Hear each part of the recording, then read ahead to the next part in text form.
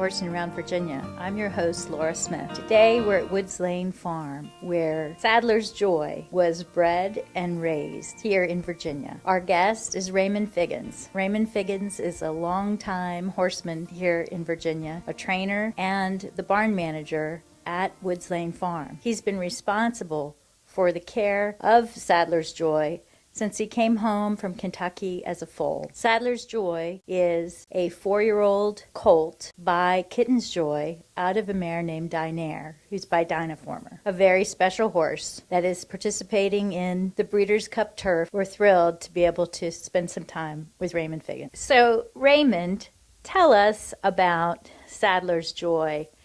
Did you know he was going to be an athlete when he was a baby? Could you tell? Absolutely not. He was a nice horse, no doubt about that. But be thinking that he was a grade 1 was way out of line.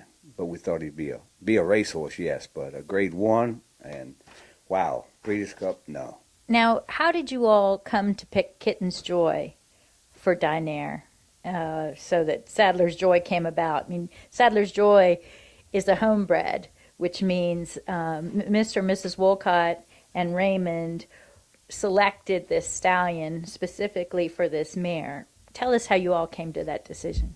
Well, down there was breeding, it just looked like turf. It was no-brainer, and Kitten's Joy was hot. He was doing good, and it just like a good match. It looked like a go-go. Everything lined up.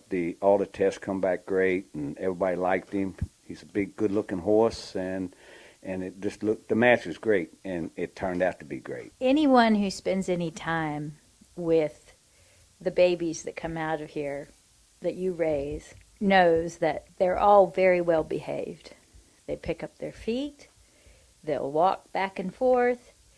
Could you tell me, Raymond, a little bit about your routine here at Woods Lane and how you make such nice horses? Really, it's easy. We put our hands on them every day. We touch them every day for sure. Pick the feet up and play with them. Really, we rub on them, not brush-wise, but of course they're not groomed until later on, like they should be. But as we go along, we bring them in every day, feed them, make sure, check them, pick the feet up, and pat on them. And I'm a big believer in not leaving halters on horses. It just seems to make them more comfortable without the halters on, even when they're out. Of course, in small operation, you can get away with it. Big operation, you have to know who's who. But in this operation, it's great to have the halters off of them a lot. And I think it makes them more relaxed around the heads and stuff. And we put them on every day. Take them off, put them on. And it's just hands-on. That's the whole thing as far as the babies are concerned. And we love on them a lot. Now, I happen to know that you make a special mix of feed for your horses. Is the magic in the mix? No. All this new feed they come out with, they add a lot of stuff to it. I like to break it down a little bit more and add a few more oats to it. And a lot of people don't feed no corn. I like a little bit of corn, not a lot.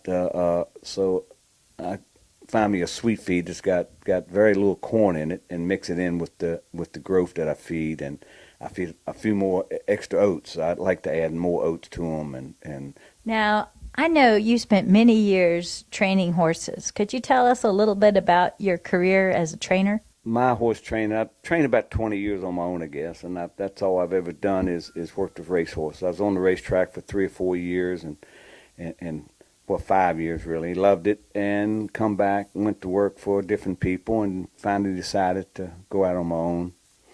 Never had had a couple nice lounge horses and a couple small stake winners over at West Virginia. But other than that, they was just $2,500 horses, $5,000, and it was rough. It's a tough life, and right now it seems like it's getting tougher. The small trainers are getting knocked out by they call the super trainers. When they have 300 and 400 horses, it kind of makes you back. You don't know how you're going to feed from one day to the next. And everything is getting so high now that it's not probable to have a small stable. I know you have a lot of experience at the racetrack, and you've got the race in front of you, Sadler's Joy's race.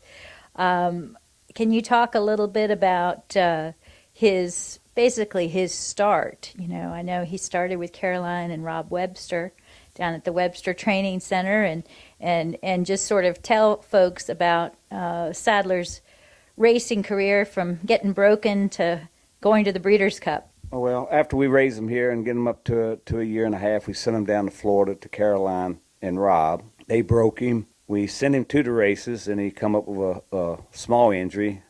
And instead of going on with him, we stopped and sent him back to Caroline. Gave him a lot more time and got him sound. And that's why he was so late starting as a 3-year, which I think helped him more than anything because he's a real big horse. He's really big now. He must be 16.3 now. He's a big, beautiful horse. So Tom Albertrani trains Sadler's Joy now. Raymond, could you tell me about how you guys found Tom and what he's done for the program? Tom had Bernardini trained a great horse, and we went and interviewed him. I went down to Florida and talked to him. Liked the way his outfit was run. It's real quiet, and the horses were doing great. While we're talking about the team, we got to talk about Julian Leparoux. You've had a few different riders on Sadler's Joy. Julian has scored pretty well with him and has the ride in the Breeders' Cup. Could you tell us a little bit about Julian? Right now, he's hot as any jock in the country right now. Julian's a real comfortable rider. He's patient, and that's what this horse needs, is a good patient ride, and you just got to make him move at the right time. Don't take him inside horses unless you really have to. So Julian, he knows exactly where to put him, and he just fits him great. And he's worked him a few times, and he really works good with the horse. It makes you feel good when your jock's comfortable with your horse. Could you tell people who maybe haven't seen Sadler run how he typically runs his race? It takes him a little while to get his stride going. Once he gets into his stride, he lays back off the pace, 6, 8 lengths, sometimes 10 lengths, about as far as he'll lay back. And he gets comfortable. You can watch him getting comfortable.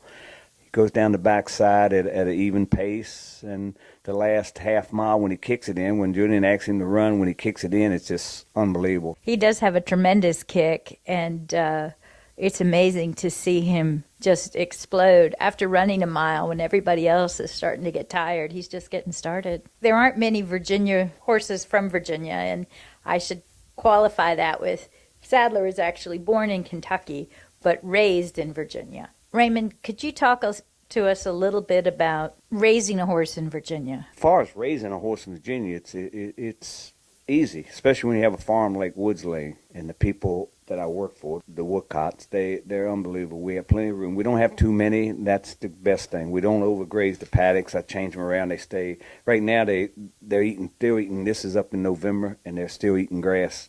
So it's great. The Virginia weather is unbelievable to raise them. The land is super for these horses here. It's great. Virginia has raised some great horses like Secretariat and Mill Reef and Sir Barton. I bet you can think of a few more, Raymond. And now Sadler's Joy. Go Sadler's Joy!